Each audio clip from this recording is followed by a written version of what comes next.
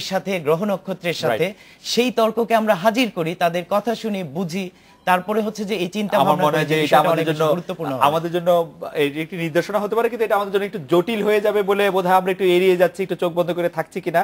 তা আমরা আরো এই বিষয়ে কথা শুনবো। আমরা একটা বিরতি নিচ্ছি, বিরতির পর ফিরে এসে বৈশাখের পোশাক, বৈশাখের রং, বৈশাখের সঙ্গীত, সেগুলি নিয়ে আমরা একটু আলোচনা করব, কেন কোনটি দাঁড়িয়ে গেল। আমরা একটা বিরতি নিয়ে ফিরছি।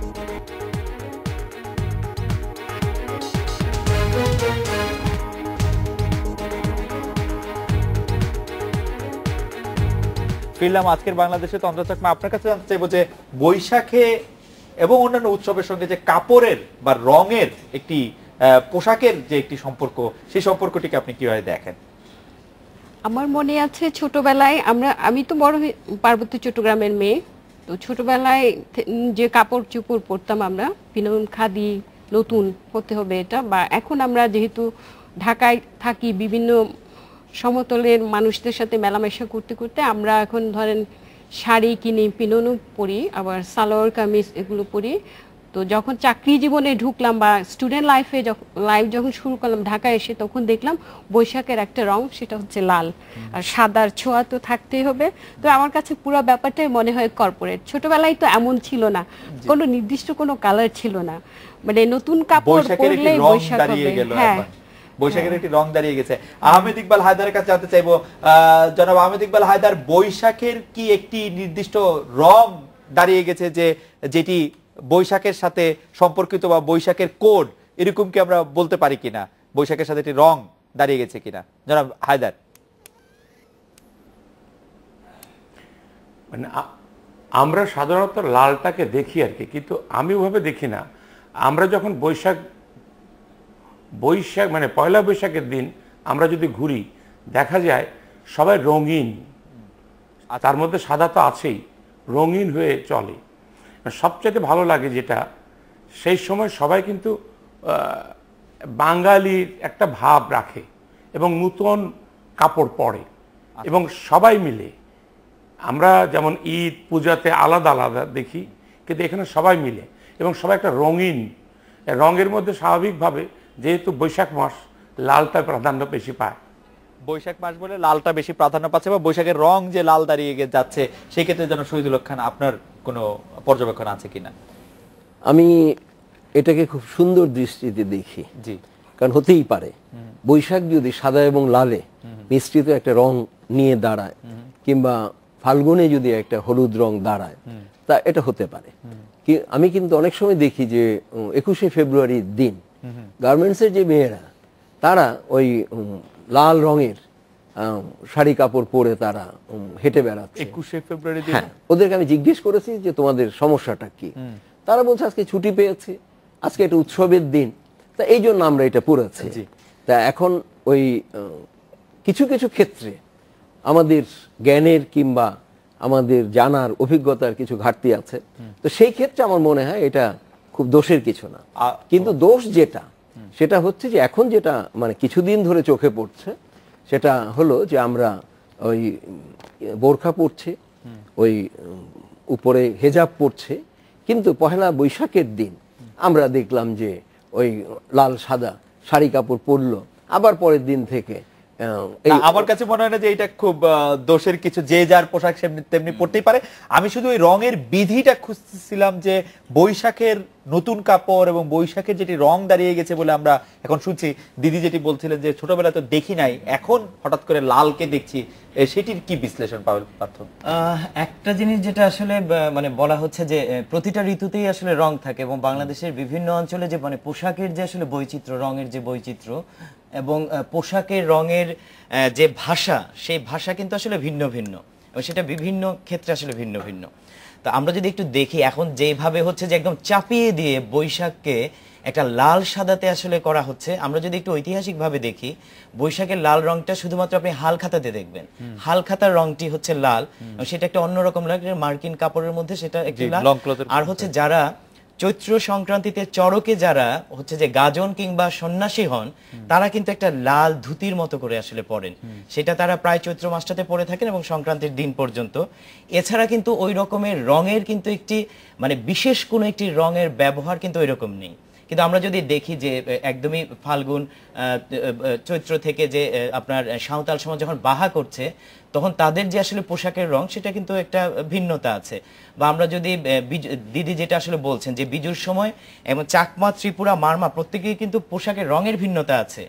এমন কি হচ্ছে যে আপনার হাজংদের রঙের ভিন্নতা আছে, এবং এখানে পোশাকের আপনি যেটা বিধির কথা আসলে বলছেন যে আপনার বিষ্ণুপ্রিয়া মণিপুরীরা এই অনুষ্ঠানটিকে বিশু বলেন।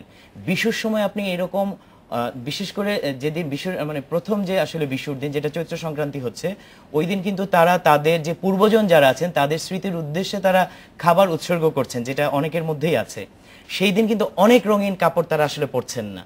তারা যেটা ইনাফি বলেন যে তাদের কাপড়টা যে ওড়না, সেই ইনাফিটা কিন্তু ভিন্ন রকমের হচ্ছে তখন।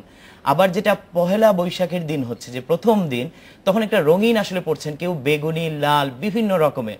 এখন আমি মনে করি যেটা যেটা বলেছে যে রঙের ভিন্নতা, যে রংকে আসলে এইভাবে আসলে আটকে দেয়া ঠিক না। কারণ আপনি যেটা আসলে বলছেন যে বৈশাখ নববর্ষ সবার উৎসব, তাই না? এটা বাঙালি আদিবাসী সবার উৎসব হয়। বাংলাদেশে হাজার হাজার, আমরা ধারণাই করতে পারবো না প্রকৃতিতে কত রং আছে, মানুষের মগজে কত রং আছে, মানুষের বিভিন্ন বয়ন শৈলীতে কত রং আসলে আছে। তো এটি আসলে আটকে দেয়াটা আসলে ঠিক না।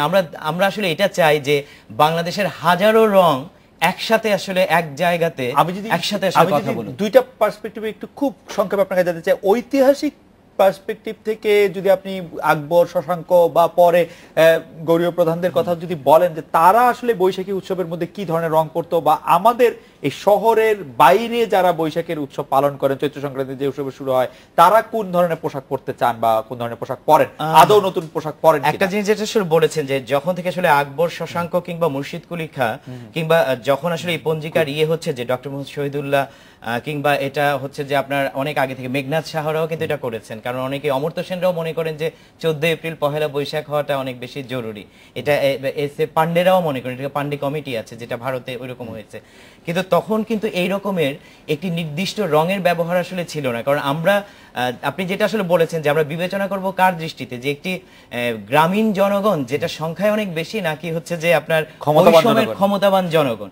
ক্ষমতাবান জনগণের যে পোশাক আগে যেটি ছিল, সেই পোশাকেও কিন্তু আপনি ওইভাবে লালের ব্যবহারটা অনেক বেশি পাবেন না। সেটা হচ্ছে যে আপনার সাদার ব্যবহারটা অনেক বেশি, মানে ওই জায়গাতে যে সাদা কিংবা একটি বাদামি রং কিংবা এক ধরনের সবুজ রং, যেটির মানে ব্যবহারটা অনেক বেশি, স্বর্ণের মতো রং, যেটা যে সোনা রং বলা হচ্ছে, ওই রকম ব্যবহার কিন্তু ছিল। কিন্তু এই যে দুম করে হঠাৎ করে যেভাবে আসলে পান্তা ইলিশ কিংবা সাদা লাল, এর মাধ্যমে হয় কি আসলে, এর মাধ্যমে হচ্ছে অস্বীকার করা হয়। আচ্ছা, আমি বলছি না যে এগুলো আসলে মানে এগুলো গ্রহণ করা যাবে না, তা বলছি না। কিন্তু আমি বলছি যে একটি জনগোষ্ঠীর, একটি ভূগোলের হচ্ছে যে তার যে ঐতিহাসিকতা, তার যে বিজ্ঞান, জনগণের যে বিজ্ঞান, নিম্নবর্গের যে হচ্ছে যে লড়াই এতদিনের, এটাকে আসলে অস্বীকার করা হয়।